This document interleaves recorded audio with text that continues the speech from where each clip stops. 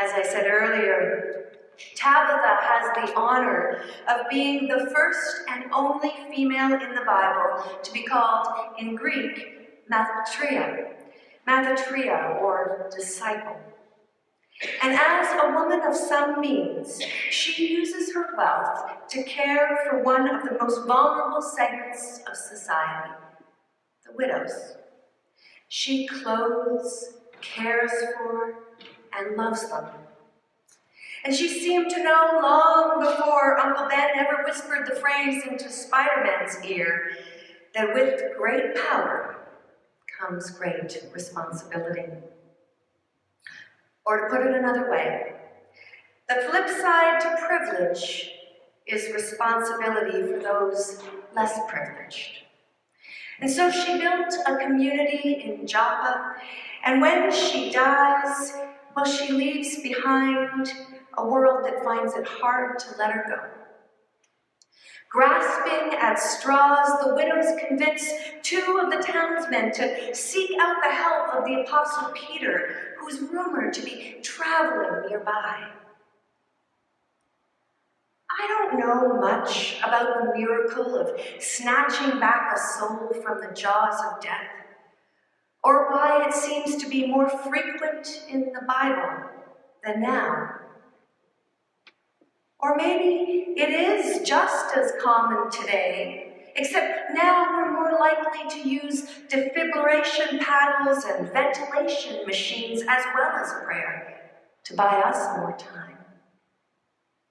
Now, as then, there remains an element of mystery around why some people, and only some people, get the rare opportunity to take a second, first breath. Wasn't there time to die? Is about the only truth that we can utter with humble certainty. The reasons for the miracle remain hidden in God. It isn't Tabitha's time to die. So Peter holds her by the hand, and she has a second chance. The community rejoices. She thanks them for the role that they played in bringing her new life. News of the miracle spreads because hope is contagious and because so many people are in need of a second chance in life. The spirit of generous living, revived with Tabitha, is God's answer to that need. As almost any revived patient will tell you, with the reprieve and the new opportunity comes a renewed sense of purpose and a resetting of priorities. Many discover, as Tabitha knew early on, that the only thing worse than losing your life to death is not living your life generously in the service to the source of life. In 1969, at the age of 64, Harlem residents Clara Halley took a long look at her life, and she decided that it was time to take the rocking chair from the toddler room and put it on the front porch. For 40 years, she had been a foster parent, but now it was time to retire.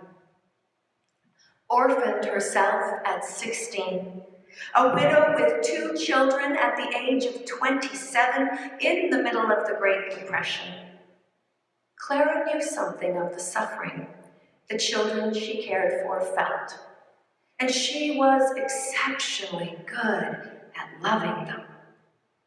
Everyone comes into this world to do something, Clara used to say, and this is what the good Lord made me to do. But having 40 foster children, in addition to her own, well, the 64-year-old Clara was now ready for long, restful days, which is why she hesitated to say yes when the stranger came knocking at her door. "Can you give me just a minute?" Clara said, and then taking one last look at the homeless attic reeking of desperation and lost hope, she closed the door and went inside to call her daughter. Lorraine!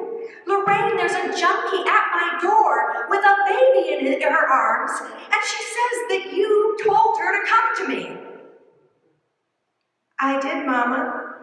I saw her on the street yesterday so drugged up that she could barely hold her child properly. So I gave her a lecture and I gave her your address. I thought maybe you could help her.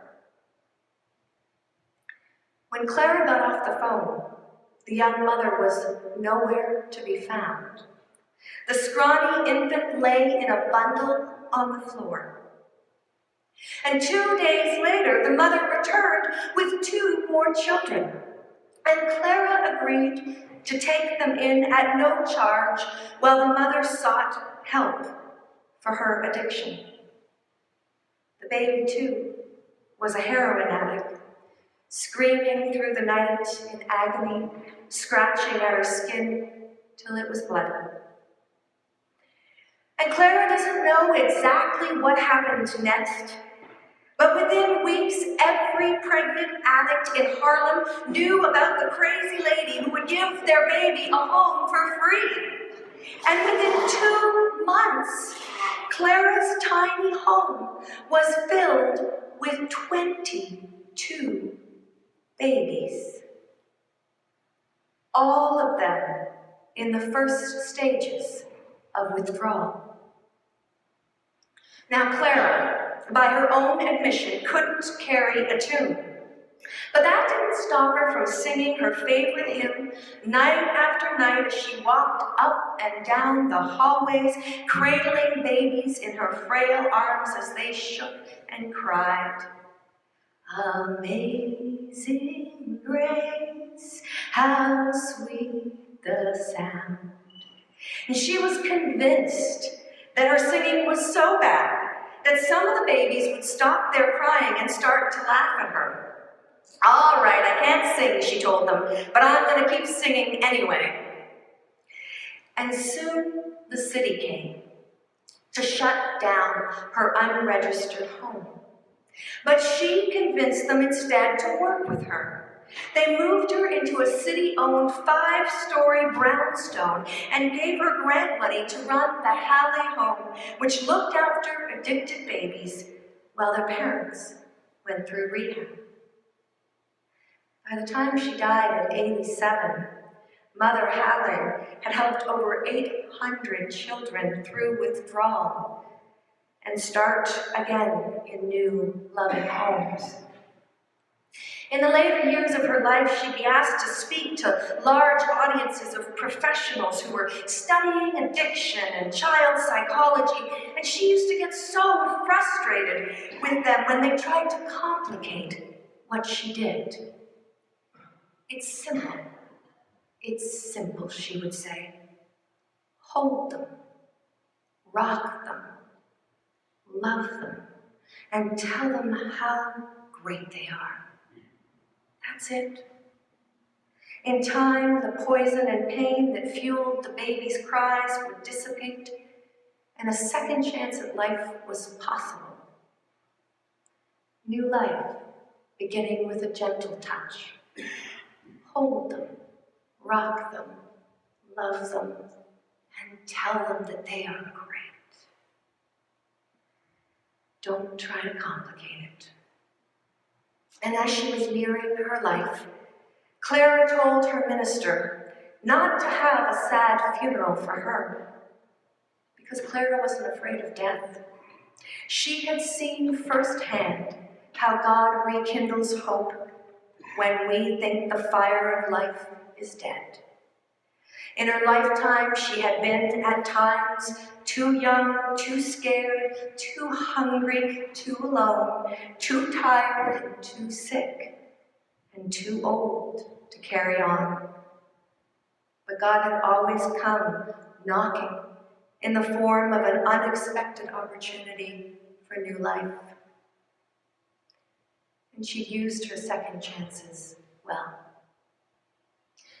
Clara had seen hopeless ones turn their lives around with the help of a stranger's care. She'd seen suffering, and she knew it was possible to live through it. And while some feared the pain of death, she believed that she would be held, rocked, and loved through every minute of it. At her funeral, 2,000 mourners came to honor Mother Halley. Maybe some of them prayed for a miracle like Tabitha's. I don't know.